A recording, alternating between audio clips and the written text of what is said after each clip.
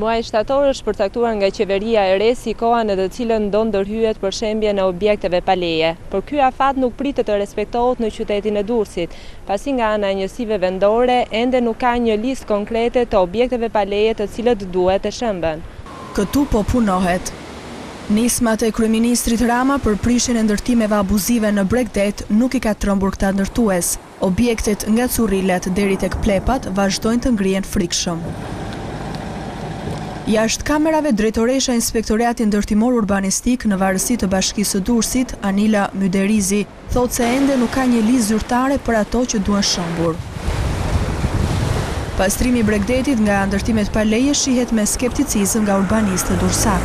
Legalizimi është një proces ligjor që nuk mund të kapërcehet lehtë. Në momentin që Inspektorati Ndërtimor është prezantuar në këto objekte, to çuditërisht gjithë do nxjerrin një vetdeklarim pranë zyrës së legalizimit, do të jetë bllokuar me ligj. Derisa të plotësojë, domethënë, hapat agjencia e legalizimit që të thotë mjaftohet ose jo ky vetdeklarim, pra ky proces, ti je bllokuar dhe nuk mund të prishësh. Në Bregdet, veç ndërtimeve të lehta, kioska dhe restorante janë dhe hotele të ndërtuara pas viteve 1990. Shumë prej tyre kanë leje ndërtimi të fituar në abuzivitet. Qeharaj lë të kuptohet që ndërhyrja në këtë zonë mbetet e vështirë.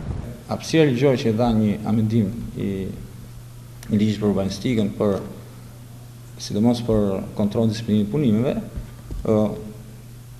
edhe ai i cunguar, sepse në moment që ne konstatojmë një shkelje, ky akt të jepte mundësinë që ta penalizosh me gjop për pjesën e shtesës dhe për pjesën tjetër të mbetur, ti jepsh leje përdorimi, por për këtë pjesën e volumit të shtuar nuk shprehej.